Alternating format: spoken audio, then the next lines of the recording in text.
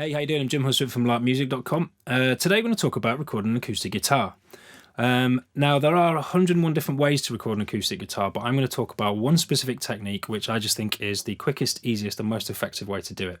I'm talking about recording the guitar externally. So I know that many of you may have an electroacoustic guitar and you've got a pickup in the bridge and you can then just sort of literally direct input into your sound card. But generally it sounds tinny because your pickup is literally just taking the sound as is from in the guitar. Whereas actually when we play the guitar and when we listen to a guitar, most of the sound energy and magic is happening outside the guitar. So we're talking about taking a mic, single mic, not stereo mic, mono mic, and micing up the guitar from the outside. I'm using a KM184 from Neumann. I generally prefer, and this is only a personal thing, but I prefer a small diaphragm condenser to a large diaphragm condenser. And this has got a cardioid pattern, and which I'll touch on in a minute. So yeah, this is the quickest, easiest, and most effective way to record the acoustic guitar.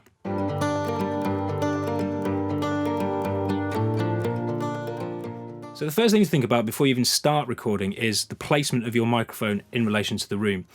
If you're not recording in a soundproof room, you're going to have areas within the room, windows, doors, whatever, where you're going to get unwanted sound. Now, a cardioid mic rejects sound from the back. So the idea is to have the back of your microphone facing the source of any unwanted noise. So if the window was over there, I'd have the back of my microphone facing that so that hopefully the vast majority of that unwanted noise isn't picked up by the mic.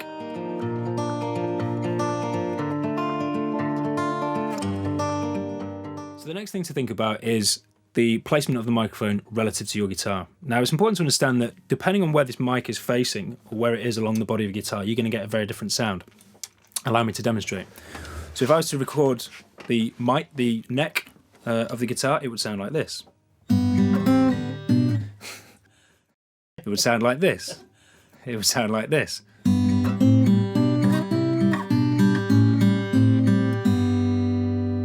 If I record in the middle of the guitar, where the body joins the neck, it would sound like this.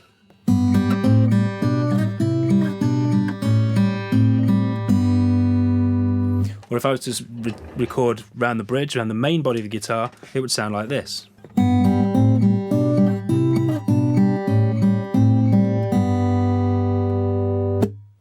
Okay, so depending on where you place the microphone, you're going to get a different sound. The rule of thumb is that if your microphone is about 30 to 40 centimeters away from the guitar and facing the point where the body joins the neck, that's the rule of thumb in terms of getting the best sound. However, every guitar is different, so what's a really good idea to do, get yourself a pair of closed headphones, get the microphone, and as you're playing, move around and find out where it is along the guitar, your particular guitar, that you get the best sound. So for example, I've got one guitar which actually, when you microphone the sound hole, it sounds best, and I've got another one which actually sounds better when you kind of around the 12th fret. So just recognise that every guitar is different and have a little play around and see what works best for you.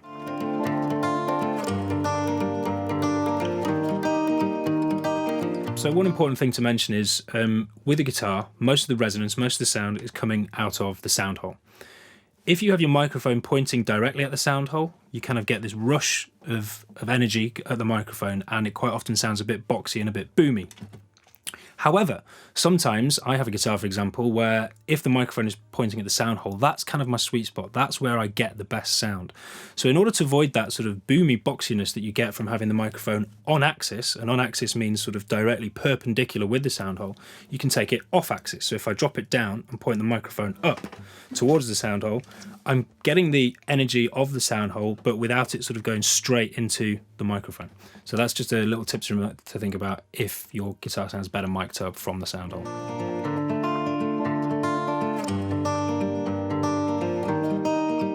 So one thing to note when you are recording the acoustic guitar is they tend to sound good when they are allowed to resonate off reflective surfaces to get a bit of a natural resonance. So one thing that's really good is if you can record on a solid surface. So I'm lucky I've got an engineered wood flooring, but a parquet flooring or whatever is going to sound great, and the wood helps to sort of bring out some of the natural resonance of the guitar.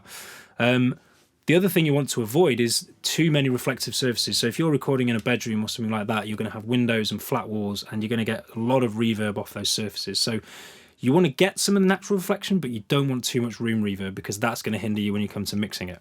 A good way to reduce that is to have a soft surface behind the microphone. So one thing I used to do when I was recording from home is I get a drying rack, get a duvet, drape the duvet over the top of it so it's hanging down behind the microphone, and that just sort of helps that the initial acoustic resonance of the guitar doesn't sort of go off and start pinging off walls and windows and things like that. It just sort of controls it a bit.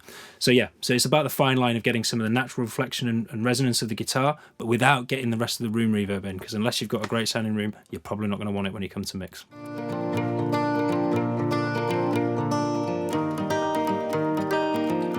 Two things that are really important, that might sound really, really obvious, and they are, but tuning.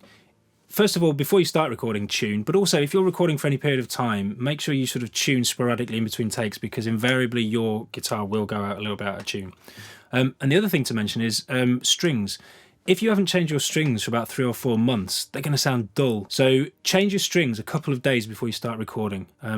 The reason I say it's a couple of days is because you give you a couple of days to sort of stretch, to bed in, but then you'll get a lovely sort of fresh, crisp sound from the strings that you won't get from strings that you've had on there for 4 months, which are covered in dead skin and everything else. So there you have it. That is just one very simple technique to get some really good results when you're recording an acoustic guitar, and hopefully, you know, if you take on board the other points, you'll start to hear real improvements in the sound of your guitar recording. As ever, if this has been useful, please feel free to subscribe to Light Music's channel on YouTube. And if you've got a moment, why not pop on over to lightmusic.com and check out what we've been up to. Thanks very much. See you soon.